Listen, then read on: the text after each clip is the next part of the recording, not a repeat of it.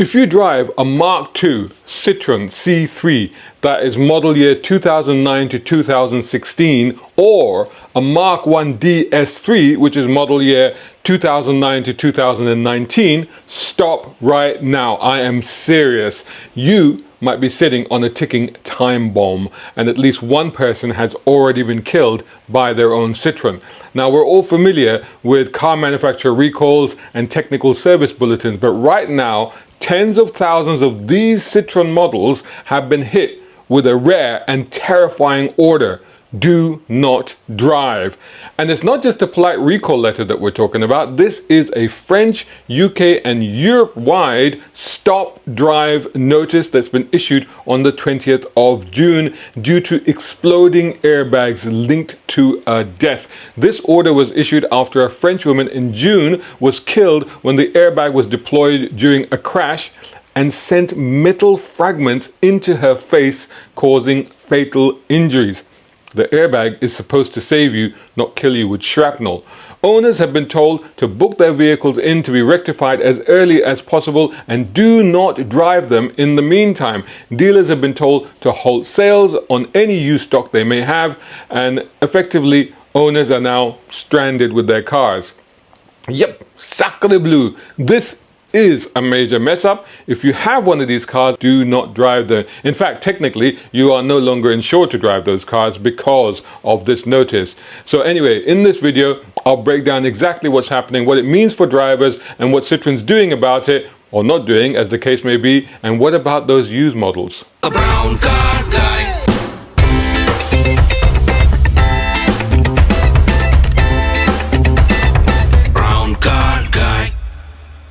So at the heart of all of this is the Takata airbag scandal. Now, this is a story that's been ongoing since 2013. These airbags use ammonium nitrate, which can become unstable over time, especially in hot and humid conditions.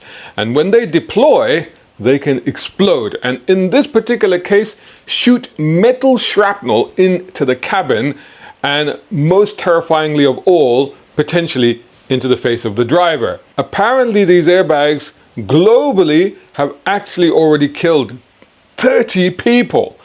That's a shocker. But most recently, why this recall happened, because in France, one fatality was linked to a Citroen C3, and that has reignited the alarm bells around this Takata airbag scandal. Now, there are about 120,000 of these vehicles, and certainly tens of thousands of them right here in the UK. Once again, we are talking about the Mark II Citroen C3, 2009 to 2016, and the Mark I DS3, that's 2009 to 2019. They are under an urgent do not drive warning. Letters have gone out or are going out right now. Now, dealerships have been told to stop selling affected vehicles where they have used cars. In fact, they're pretty unhappy about all of this, because essentially they are going to be stuck with unsold stock for months due to long delays in getting these cars fixed. And Citroen, which has already admitted that it is overwhelmed with this additional work, has said that they will prioritize private owners over dealers. So certainly if you own a car, you are being prioritized, but if your dealer is sitting on stock, oh my God, that's an issue right now. So the fact is, however, that could well mean that some unscrupulous dealers, I'm not saying all dealers are like that, but there could be a few out there, they're still trying to shift them. So motor trade lawyers have warned that selling an affected vehicle without getting that airbag fixed under this extreme safety recall could breach General Product Safety Regulations 2005, opening up criminal liability. So if you happen to be a car dealer out there and you happen to have one or two of these in stock, don't sell it. Put it away, forget about it until you can get it sorted out. There was a study by Which magazine last week, apparently, and that revealed that hundreds of these cars were still being listed for sale on major used vehicle websites with no information at the time that the manufacturer had issued a stop drive notice on those cars. Affected cars that are being sold at auctions are now currently being handed over with stickers on them saying do not drive. Even private sellers might fall foul of this. Now, Now, admittedly, to be honest, there is no legal protection for those who buy from private sellers. Cars are normally sold as seen in the private market, right? And it's up to the new keeper. They are solely responsible for checking to see if there's an outstanding recall notice on the car. Now, this is something that you may do when you're buying the car, as you may run some checks on it. But once you bought it, I mean, who checks for these things? Hardly anybody, right? Now, if you have one of these cars privately and you're thinking of selling and you're trying to be smart and you're thinking, well, you know what, I'm just going to sell it to some mug I met at the pub as a tidy little runner. But keep in mind that it has been officially declared unsafe to drive, and that airbag could go off. And if it does, and it results in serious injury or even death, would you want to live with that? Now, what's happened since then is that Auto Trader, for example, is now flagging up adverts on its site for cars that have this outstanding recall notice on them. Apparently there's about 1,000 of these listed on there at the moment. So even if you upload it onto there, it will be automatically flagged anyway. Also, the other thing to keep in mind is that it's an automatic MOT fail. So with this notice in place, the car cannot pass an MOT anyway.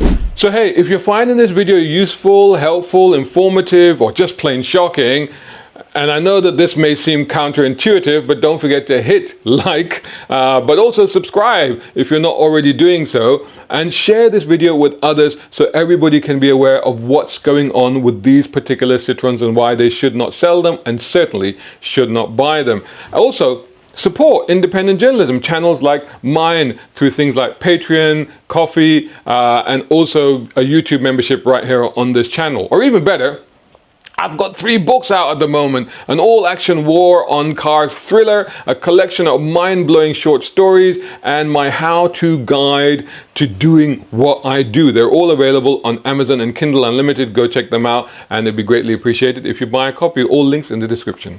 Okay, so back to the safety recall. Here's where things get even worse. Fixing the problem isn't going to be a quick thing.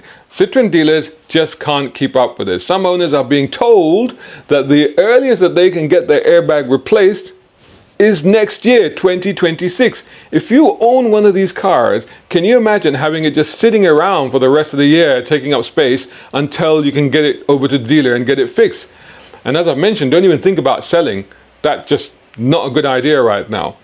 Citroen says that they are expanding capacity and even authorizing sister company Peugeot, their workshops, to also do this work. And they're also rolling out mobile repair vehicles, which actually is a good idea, because if you can't drive the vehicle, how do you even get it to the dealership, right? You'd have to pay for the recovery, I suppose. But in general, the reality is that if you've got one of these cars, you're kind of stuck with a pile of metal and plastic sitting outside that you can't really use at the moment. So you've got drivers unable to get to work, unable to sell their cars, and others potentially losing value every day on vehicles that they can't use. Because again, nobody wants these cars once this word gets out, and it should get out because this is important. And remember, all of this applies to a segment. This is a massive chunk of cars here in the UK, which is part of the most affordable used car stock. We're not talking niche models. These cars are sort of sub 5k cars that people buy, students buy them, young families buy them, elderly people have them. So, you know, a fair number of people have these kind of cars. What is really going to hurt on top of all of this is that Citroen's parent company, Stellantis, has said that it has no plans to provide any kind of compensation to owners of these cars. Well, I don't know about that, but to me, it looks like there's probably a bunch of lawyers somewhere thinking about they're going to have a field day when everything settles down. I'll tell you that much. Now, I know what you're thinking, because I thought about it too. Why not just whip off the factory wheel and stick in a lovely tactile classic Momo steering wheel, and boom, no more exploding airbag to worry about, plus you've added a bit of class to the car, right? Technically, yes, it's doable, and any mechanic could do it for you. However, before you go clicking on the buy now for that sweet Alcantara trimmed flat bottom steering wheel, you need to be aware. You're not legally allowed to remove the airbag from a vehicle that was originally fitted one as standard. Doing so would cause it to fail its MOT, could invalidate the insurance, especially in a crash, and get you into trouble with the law for knowingly operating an unroadworthy vehicle, or as they would call it. Yes, I know, the fact is that even though you've actually basically made it safer by swapping out an arbitrarily exploding steering wheel for something with a bit of class that's going to be safer, but however, technically it's now an unroadworthy vehicle. In any case, you still will have the VIN number flagged as part of an active safety recall on that car. So even if you used it, you couldn't sell it anyway. And if you install that new wheel, it won't count as a repair in the eyes of the DVLA because, like I said, they expect it to have an airbag equipped steering wheel. So no, you can't hack your way out of this with a socket set and good intentions. The law gets in the way, sadly. It has to be a manufacturer authorized airbag replacement. No shortcuts. So what can you do? There's not a lot you can do, I'm afraid, except wait for your allotted repair appointment. Meanwhile, if you haven't done so already, and if you own a Citroen C3 or DS3 from 2009 to 2019, check your VIN on Citroen's recall website immediately.